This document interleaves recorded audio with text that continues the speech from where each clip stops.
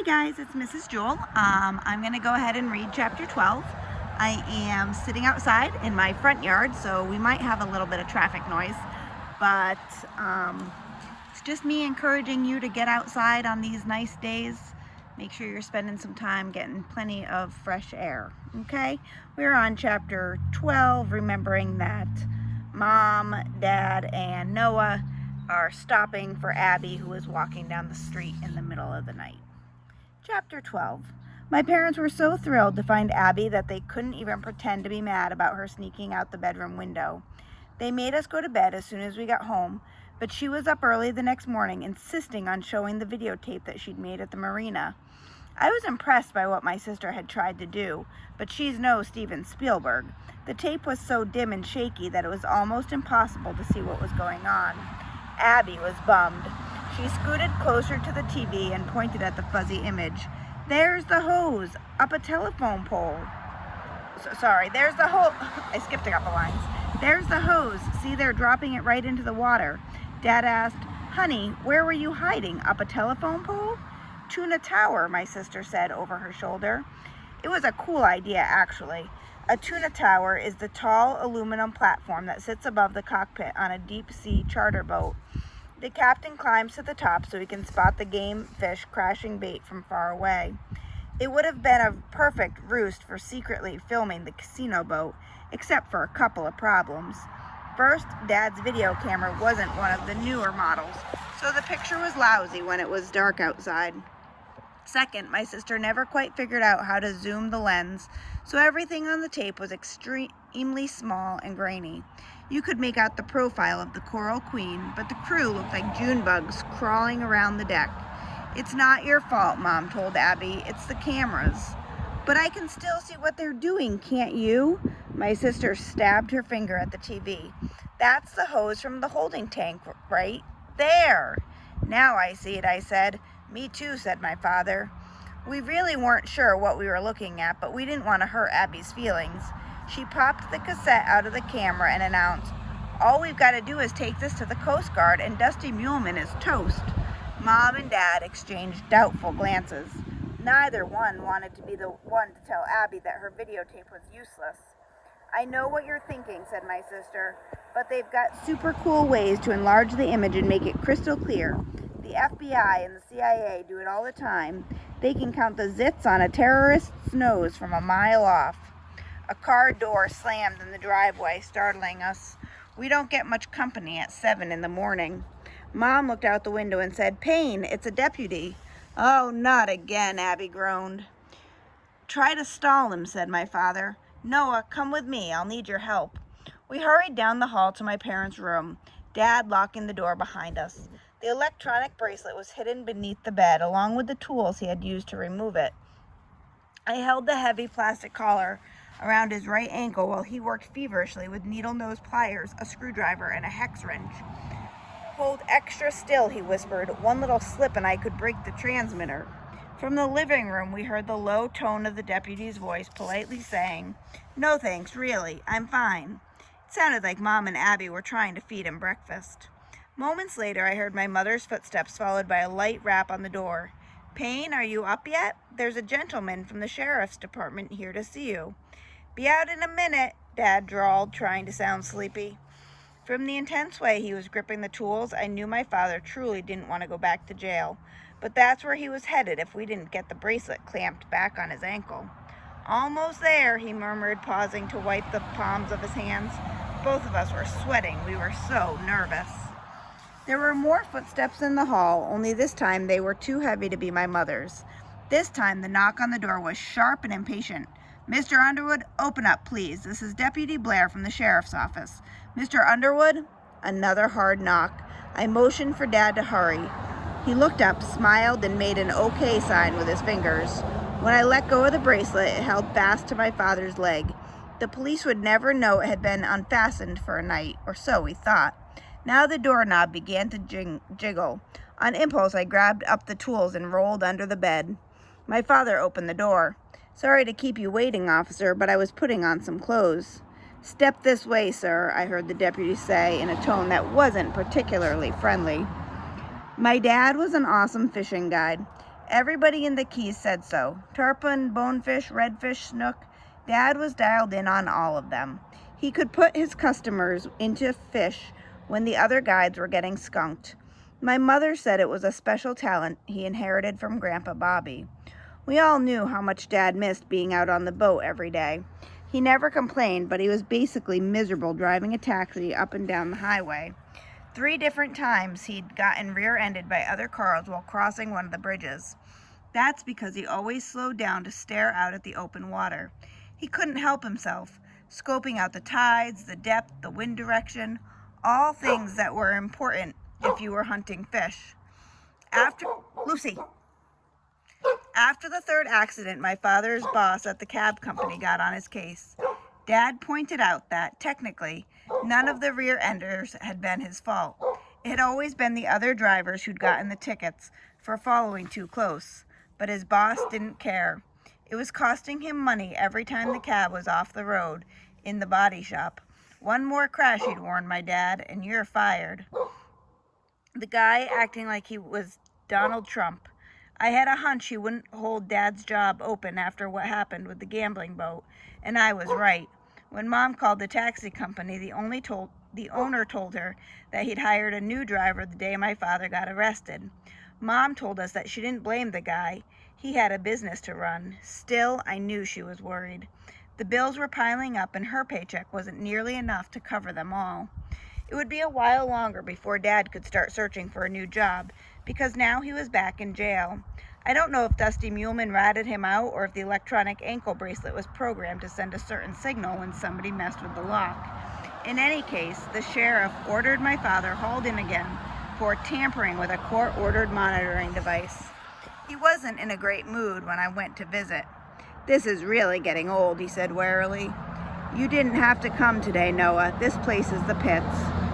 In a way, I was glad to find my father depressed, because that was a perfectly normal reaction to being in jail, and Dad acting normal wasn't something you could take for granted. He was a much different person from the happy camper I'd visited there only 3 weeks ago. "I bet your mother's really ticked off," he said. "What for?" I said. How could any of us be mad at him? The only reason he'd pried off the stupid ankle monitor was so that he could leave the house to hunt for Abby. Any father would have done the same thing if one of their kids had disappeared in the middle of the night. "Mom's trying to get hold of Mr. Shine," I said. "Tell her not to bother. They're only keeping me for 48 hours, Dad said. To quote, teach me a lesson. Talk about a waste of tax dollars." "What should we do with Abby's video?" I asked. Dad shook his head. "God bless her, she really tried. But you saw the tape, Noah. If we took it to the Coast Guard, they'd laugh." He was probably right. "So what now?" I asked, and mentally tried to brace for whatever new scheme my father had dreamed up. He cut a dark glance toward the broad, jowly deputy who was leaning against the door. The man was thumbing through a motorcycle magazine, but I assumed he was listening to every word we said. "It's over, Noah," my father said with a sigh. "I'm done with Dusty and the Coral Queen. I just want to come home and live a quiet, semi-normal life." "Really?" "Really." I searched his face for some familiar hint of mischief, but it wasn't there. "I know when I'm beat. I know when the ball game's over," Dad said. If he was putting on an act for our babysitter deputy, it was a good one. He looked totally tired and fed up, and his voice rang flat with defeat.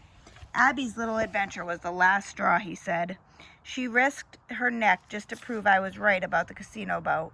But you know what, Noah? Being right isn't worth squat if you're endangering the people you love. If anything bad had happened to your sister last night, I'd never forgive myself. Never." I shuddered to think what that creepy Luno might have done if he'd caught Abby sneaking around with the video camera. Dad leaned forward and lowered his voice. "Look, I wasn't trying to be some kind of hero when I pulled the plugs on Dusty's boat. I was only trying to stop him from using the ocean as a cesspool. And it backfired, okay? So now, time's up." The deputy slapped shut his magazine. My father squeezed my arm. "Things will be different when I get home. That's a promise, Noah." I left the jail with mixed up feelings. I wanted things to be different at home for Mom's sake, but I sure didn't want Dad to make himself into a whole different person. Yet maybe there was no other way. Later, Abby and I packed a lunch and rode our bikes to Thunder Beach. It was one of those bright, hazy days with no horizon when the sea and sky melt together in a pale blue infinity. The heat rippling off the dead, calm water made the lighthouse seem to flutter and shimmy in the distance. We sat down on the warm sand and ate our sandwiches and shared a bottle of water. I tried to gently tell Abby the truth about her videotape, but she was one step ahead of me, as usual. "It stunk, I know," she said. "I already erased it." "You had a cool plan. It's not your fault it didn't work out." "Yeah, whatever." When I told her what Dad had said at the jail, she got quiet for a while. Finally, she said, "So that's a good thing, right? Him promising to behave?" "I guess, sure." A cherry red speedboat went tearing past the beach, then made a tight circle and roared back in our direction. The driver was a muscle-bound guy with so much gold hanging from his neck, it was a miracle he could sit up straight. He slowed to an idle and shouted something to a large blonde woman who was sunning herself alone, about 50 yards from Abby and me. The speedboat's engine was so loud that he couldn't hear what the man said, but the woman got up sweetly, motioned him to come closer to shore. But the woman got up and sweetly motioned him to come closer to the shore. When he did, she beamed him with a beer can. "Whoa, baby," Abby exclaimed. "She could play quarterback for the Dolphins." "I think I know who that is," I said. The speedboat took off at full throttle, the driver heaving the beer can over the side. When he rooster-tailed past us, he was scowling and rubbing his forehead. "You know that lady?" "Oh, don't tell me." Abby peered curiously at the blonde sunbather. We were too far away to be able to see the barbed wire tattoo or the hoops in her ears. "Follow me," I told my sister. Shelley was shaking the sand off her towel when we walked up. She was wearing a neon yellow swimsuit and round mirrored sunglasses. Her face was smeared with so much zinc oxide that it looked like she'd fallen nose first into a frosted cake. "Well, if it isn't the amazing young Underwood," she said. "What did that guy in the red boat say to you?" Abby asked with her usual bluntness. "He asked me for a date, sort of," said Shelley. "But he needs to work on his manners." "You sure nailed him good," I remarked. "Trust me, he deserved it." She winked at Abby. "Now, if he was Brad Pitt and not some loser gym monkey from Lauderdale, it's a whole different story. I'd be sitting beside him right now, speeding off to Bimini." I told Shelley that Dad was back in jail. "That really bites," she said. "You guys want something to drink?" Abby took a Coke, but I said no thanks. I noticed the beer can that Shelley had used to clobber the speedboat driver floating about 20 yards off the beach. She frowned. "Man, I hate litter bugs." "Me too," I said, and started wading out. "Hey, stud, where do you think you're going?" "To get the beer can. It's no big deal," I said. "It is too a big deal," said Shelley. "Check out the water, Noah." I glanced down and felt my stomach pitch. The shallows had a darkish yellow tint. Strands and clots of foul, muddy-looking matter floated here and there around my legs. "What is it?" Abby asked. "Something seriously gross," I said. Now I could smell it, too. "Then get out," Abby shouted. "That'd be my advice, too," said Shelley, and pronto. As disgusted as it was to be wading through the Coral Queen's toilet crud, I couldn't leave that beer can out there to float away. Whenever my father takes us out on the boat, he always stops to scoop up trash that other people have tossed overboard. Styrofoam cups, bottles, chum boxes, plastic bags, whatever. Dad says it's our duty to clean up after the brainless morons. He says the smart humans owe it to every other living creature not to let the dumb humans wreck the whole planet. So what we Underwoods do is pick up litter wherever we see it, even when it's drifting in sewage. When I came sloshing with the beer can out of the shallows, Abby stepped back and said, "Noah, that is so nasty." "I guess it's true," Shelley said, "that the nutcase doesn't fall far from the tree." "What does that mean?" I asked. "It means you're just like your old man. Here, give me that thing." With 2 fingers, Shelley plucked the can from my hand and held it at arm's length like it was radioactive. "Notice the dent," she observed with a chuckle. "Jim Monkey must have had a hard noggin." She dropped the can into a tall trash barrel. Then she turned back to me. "I told you Dusty was dumping again, didn't I?" It wasn't like I'd forgotten. From where Abby and I had been sitting earlier on the beach, the water had looked normal and safe. Once you stepped in, though, it was a different story.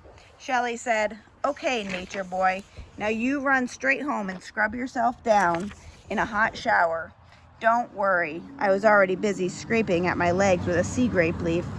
Abby stood at the water's edge, gazing out in heavy silence. Shelly put an arm around her tense little shoulders and said, "Let's hit the road, kiddo, before your flaky brother gets any more bright ideas." Abby turned to me. "The fish are gone. Those little green minnows we always see here. They'll be back," I said, "when the water clears up." Suddenly, a loggerhead stuck up its knobby brown head. It might have been the same one that I'd seen that day with Tom and Rado, but I couldn't be sure. One turtle head looks a lot like another. "No," my sister cried out. "Noah, do something." The loggerhead obviously didn't know it was swimming in filth. I began jumping and clapping my hands together, trying to spook it away from the beach, but that didn't work. The turtle floated lazily at the surface, blinking up at the sun. Abby began to shake and cry. Shelly told her not to worry. Turtles were tough customers. "They've been on this old planet a lot longer than we have. They're survivors," she said. "Not this one," my sister sobbed. "Not if she gets sick from the bad water." Abby was right, absolutely right. So I charged back into the waves, kicking and splashing and hollering like a lunatic. It was the brightest thing I've ever done, but it definitely got that It wasn't the brightest thing I'd ever done, but it definitely got that loggerhead's attention. In a fright, it ducked under and scooted off, leaving only a boiling swirl. This time, nobody said much when I came out of the dirty water. Abby looked like she wanted to give me a hug, but she was understandably reluctant to get slimed. Shelly just shook her head in disbelief and tossed me a towel. Together we trudged down the beach to a paved lot where her Jeep was parked. "Promise me you'll go home and wash up," she said. "Promise," I said. "And Abby, promise me that you'll try to keep your brother from getting into more trouble." "You bet," Abby said half-heartedly. Shelly looked around to make sure the three of us were alone, which seemed obvious since her Jeep was the only car in the lot. "I'm going to tell you guys something, but you don't know where you heard it, okay?" She leaned close and the air turned to pure tangerine. "There's a man who works at the Coast Guard station, a civilian named Billy Babcock. He's got a major gambling problem. You understand? He's addicted to it." "You mean like drugs?" Abby said. "Yeah, or booze," said Shelly. "Billy can't stop betting no matter how hard he tries. Blackjack, dice, roulette, you name it. He's a regular on the Coral Queen, like 4 nights a week, sometimes more. You see where this is heading?" I did. "Does he owe Dusty money?" Shelly nodded. "Big time. So much money that Billy couldn't pay it all back if he lives to be 100. So he's repaying it in another way?" "You got it, Noah," Shelly said. "Every time the Coast Guard gets ready to pull a surprise inspection on the Coral Queen, Billy Babcock calls Dusty the day before to warn him. That's why they never catch him emptying the tank." Abby flopped her arms in dismay. "So Dad was right after all. Dusty is being tipped off." "Hey, you didn't hear it from me," Shelly said. "But, shh." Shelly pointed toward a white pickup that was rolling into the lot. The truck pulled up and parked near the Jeep. Stamped on the door of the cab was Department of Parks and Recreation. A man in a tan uniform got out and gave us a friendly nod. From the bed of the pickup, he removed a small sledgehammer, a half-dozen metal posts, and a stack of cardboard signs. You folks on your way to the beach?" he asked. "What's up?" said Shelly. The man showed us one of the signs. "Danger," it warned in big letters. "Beware of contaminated water." Beneath those words in smaller red lettering it said, "Swim at your own risk." "Contaminated with what?" asked my sister, acting as if she didn't know. "Human waste," said the man from Parks and Recreation. "We got a call from a guy who was fishing out here this morning. The health department came and sampled the water. It tested off the charts. Y'all might want to try Long Key or maybe Harris Park." "Sounds like a plan," Shelly said, playing along.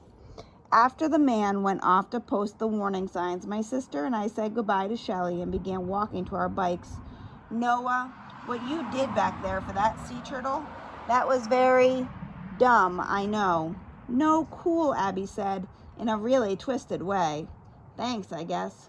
We can't give up on this, she added grimly. Now you sound like Dad. Well, you're the one who went into that scuzzy water twice. Doesn't it make you furious? Yeah, it does. Furious and sick at the same time. But I thought of Abby's spying mission the night before and what a disaster it could have been. I'd never forget the cold-blooded look in Luno's eyes when he saw us standing in Dusty's ticket shack. Mom doesn't need any more excitement from us, I told my sister. She won't have to know a darn thing, Abby said, because next time we'll do it right. Though we was a given. I wasn't about to let my sister go anywhere near that marina again without me. We unlocked our bikes and started pedaling home in the thick July heat. I knew I stunk from the crappy water, but Abby claimed she didn't smell a thing.